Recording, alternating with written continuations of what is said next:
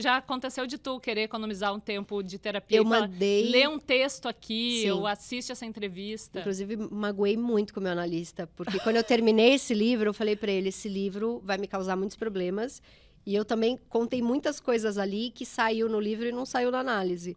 Então, lê nas suas férias, quando você voltar, a gente já vai ter... Ele podia ter falado na lata, cara, não vou fazer isso, venha para sua análise e conte, né? Mas ele falou, tá bom, vou ler. Aí eu passei as férias, porque ele tira férias, ele é um analista que tira férias, eu acho. Ele vive os feriados, ele é uma cabeça saudável. boa, cabeça saudável. E aí, quando ele voltou das férias, e aí? Ele, e aí o quê? Eu falei, você leu o meu livro? Ele, puxa, não li. O que você quer falar do livro? Eu falei, não, até entendo que o analista não queira ler, mas você me iludiu. Eu imaginei você deitado, porque eu tenho tesão no meu analista, eu imaginei você deitado seminu, lendo as páginas do meu livro, né? Ele falou, a tua imaginação é com você. Pode imaginar eu peladão lendo o seu livro, mas isso não aconteceu. Não, peraí, eu não consigo entender. Você faz terapia com uma pessoa que você tem tesão e tudo bem? Eu faço tudo com pessoas que eu tenho tesão, porque senão eu não faço. Entendi. Eu só faço personal em academia porque eu tenho tesão no personal. Meu Deus do céu! É um beijo pra ele, pra esposa dele e pros filhos. Eu só vou no meu analista porque eu tenho tesão nele. Senão, assim, canal de dente, eu tenho que arrumar um dentista que eu tenho um pouco de tesão. Porque só pela motivação de vida que corre pra fora do vontade de transar, eu não saio de casa. Isso é uma boa dica pra quem tá precisando sair da sua zona de conforto. Arrume 8 pessoas que você tem tesão. Pessoas que você pode tem tesão. ser... Espalhem ela pelos lugares que Clínico você quer. geral. Prestadores de serviço de uma forma geral. Tenho tesão no meu marceneiro. No marceneiro. Tudo. Nossa, isso dá um roteiro de pornô, né? Você nunca escreveu nada pornô? Eu nunca escrevi nada pornô, mas o começo da minha vida como escritora, os empregos que me davam era assim, coluna na VIP, coluna na revista Alfa. Não era pornô, mas eu falava da minha vida sexual porque dava audiência, Pode né? crer. Então, mas você não tem vontade, não sai naturalmente, assim. Putz, se eu fizesse um texto pornô, ia ser com muita... Só pra você ter... Eu tenho uma peça de teatro na cabeça. Ah, legal. Que é amigos que se juntam pra fazer suruba, só que eles são tão neuróticos que a peça inteira é eles combinando a suruba. Ai, e eles não fazem.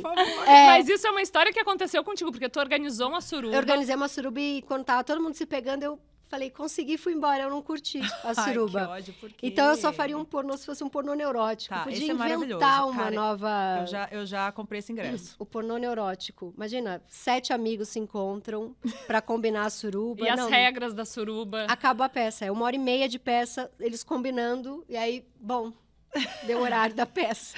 Gente, isso é maravilhoso. Tem um que é expulso no meio da combinação toda, porque não entende as regras do... Ai, sempre tem alguém. Sim, eu comecei a escrever essa peça várias vezes e eu preciso terminar. Termina, porque é por uma favor, ideia é divertida. E eu não consigo entender muito o quanto você...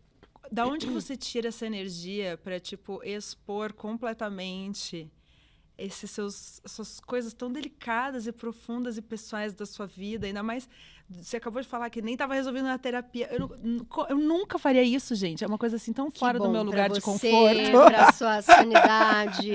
Gente, mas assim, é muito longe da minha zona de E conforto. expor aos outros também, né? Porque tem sempre aquele medinho do, nossa, eu vou virar uma crônica, eu vou virar o personagem de um livro, de uma série. A pessoa começa a namorar comigo, ela já começa... Entrar na noia. Já quando é que vou virar um personagem. Ai, que difícil.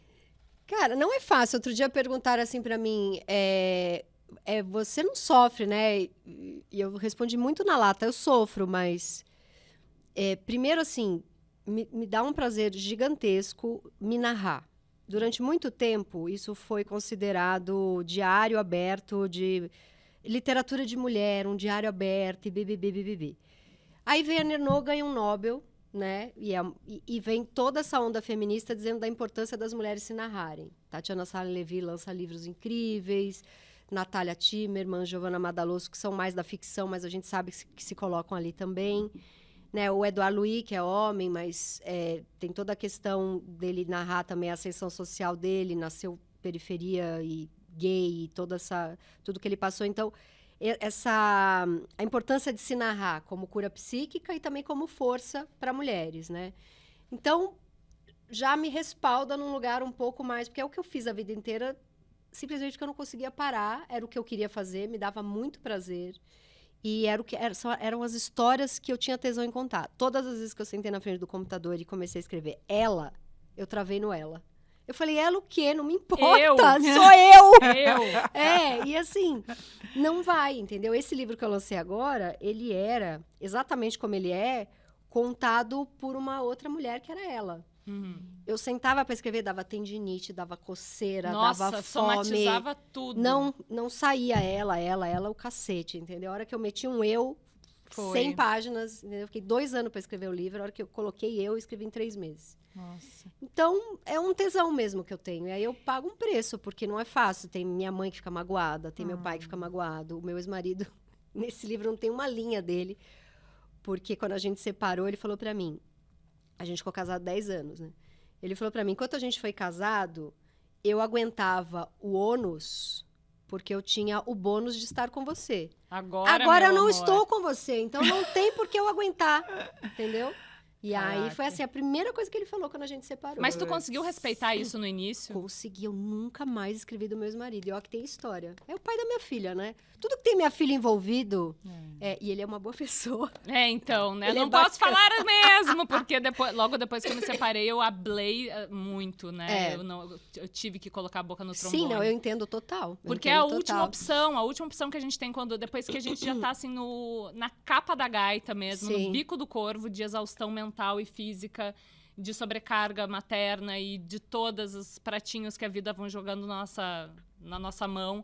E não tem mais o que fazer. A única coisa que dá pra recorrer é a vergonha deles, porque eles não têm medo de serem maus pais, né? De colocar ali memórias afetivas não tão boas na cabeça das crianças. Eles não têm medo do entorno mais próximo, mas eles têm medo desse julgamento coletivo e às vezes é o único recurso. Por isso eu entendo muito Luana Piovani, todas as mulheres que se expõem, a Samara Filippo, a Gisele Thier, entendo demais. Sim.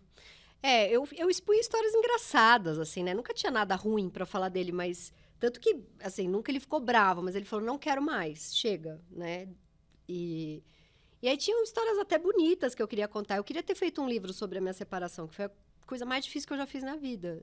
Agora a gente tá muito amigo e, assim, eu acordo de manhã e eu penso... Graças a Deus ele voltou pra minha vida, sabe? Porque foi muito difícil separar. Porque eu separei amando, só que tinha ido pra outro lugar, né? 10 anos, né? E agora, assim, depois de 3 anos, a gente tá muito próximo de ver um filme se mandar, de ver um livro se mandar. E eu falava, quando é que a gente vai voltar a ser muito amigo? E ele nem cagava na minha cabeça. Olha eu expondo ele. E eu sofria porque, assim... amo, é minha família. É mais minha família do que... tipo, minha mãe, meu pai, ele e minha filha, né? Sim. Eu tenho um namorado que eu amo, mas eu tô com ele há 3 meses. Eu fiquei 10, eu tô há 15 na vida do meu ex-marido, entendeu? E agora a gente tá amigo, eu tô assim, ó. Mas eu não escrevo sobre ele porque ele realmente não quer. Mesmo que seja elogio, coisa bonita, ele não quer. E a sua mãe, hein? Porque você expõe bastante a sua família também. Você falou um negócio que eu achei maravilhoso, que a tua família ama através do bullying. Tu acha que... Como? Então, a minha...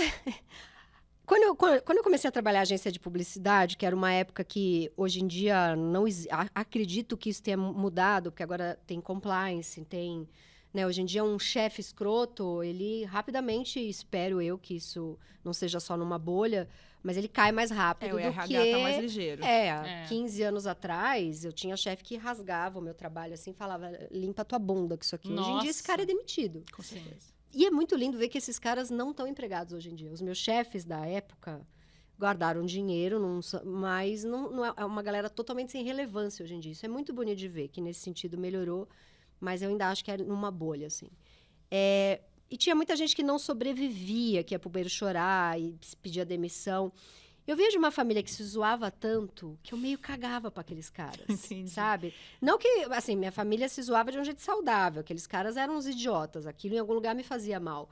Mas eu era menos sensívelzinha. Tinha uma casquinha ali, era mais cascudona. A minha família era aquela assim, com 5 anos de idade, minha mãe cortava meu cabelo curtinho porque dava muito trabalho me pentear. A família inteira começava a me chamar de João. Não! Eu com 5, 6 anos. Oh, o João, Deus. O João chegou.